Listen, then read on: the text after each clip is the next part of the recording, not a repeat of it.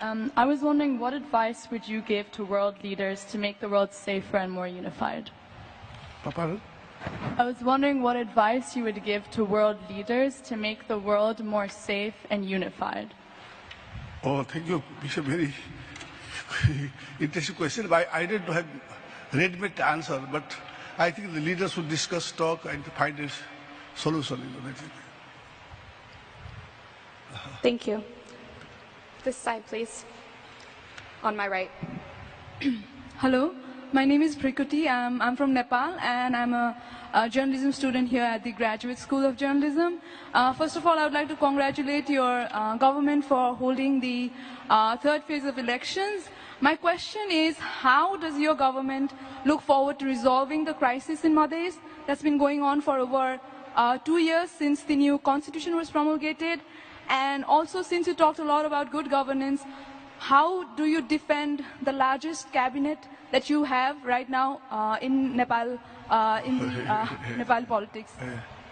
First of all, I would like to answer about the cabinet members, According to the constitution, 10%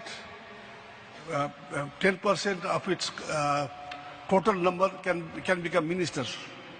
Therefore, 60 ministers is the 600 number of the Constitutional Assembly.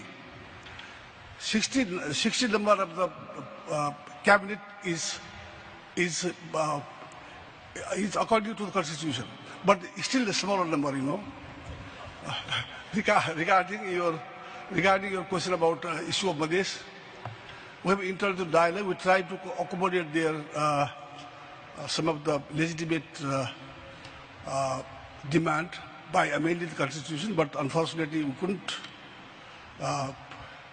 pass the amendment because we need 2/3 of majority to pass the constitution. Therefore, we couldn't pass the constitution. Accordingly, we tried to accommodate their some of the demands, but I think they realized and therefore they participated in the local election. I think they also understand the position right now.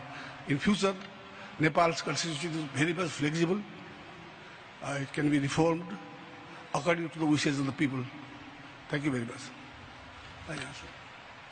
Thank you. Hello, sir.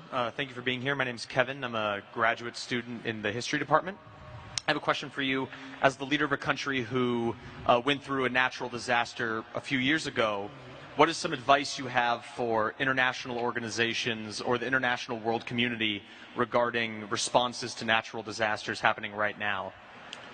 Yes, thank you very much for your concern about natural disaster, because Nepal is witnessed devastating earthquake recently. Unfortunately, still few months ago, we had a devastating flood in the southern part of Nepal.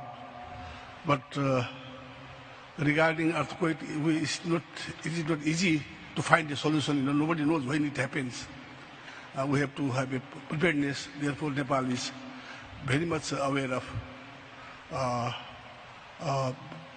the earthquake, and we can cope earthquake in the future because preparedness is necessary.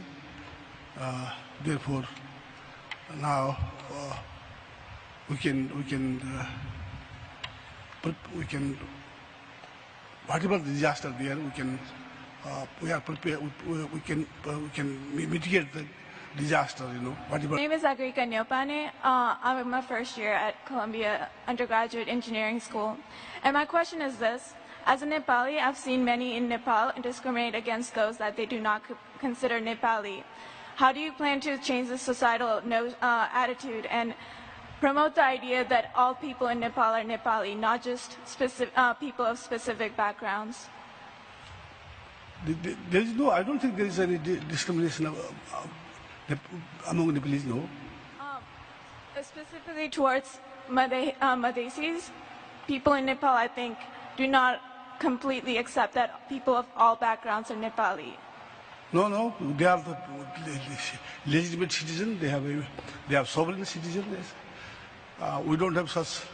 Yes, there are some problems, but we have to resolve these problems. Still, we have untouchability, unfortunately, in some areas. Still there are some caste system is there, but we have to eradicate this kind of things. But it might take time. There may be awareness program also should be introduced in Nepal, so that now there is not much about the disparities. Law against the tradition of Chhaupadi, but what measures is your government going to take to change the attitude of the people towards this custom, and what more is going to be done to protect the rights of women in Nepal? May I interject to ask you to explain that for those who are not familiar with the term in the audience? Thank you so much. Okay, thank you. Chhaupadi, I believe, is where women who are menstruating, during the time of their menstruation period, they have to be sent outside of their houses and they have to stay in huts. And for the remainder of their period, they have to stay in their huts, and only when they're done with their period can they come back into their houses. Thank you. Yes, there are in few areas still they practice this kind of inhuman and illegal activity, but legally they are not allowed. Nobody can allow a woman to have during the menstruation time they will be sent, they will be driven out from the house. No, but there will be some practices. Maybe it is all illegal. But what measures is your government going to take? We just punish them if there is a report. There was a lot of trash this year, and the trash was never removed from Mount Everest, and there's still a lot of trash. We have to have, yes, I agree with you. And the wage rights of the local community that serves these tourists. We have to encourage local community, as well as the government should raise the money to clean, to trash, to remove the trash. But yes, there will also, unfortunately, we don't know, but we have to tax the climbers as well, so they should also pay. Yes. All right, thank you. Yes, thank you.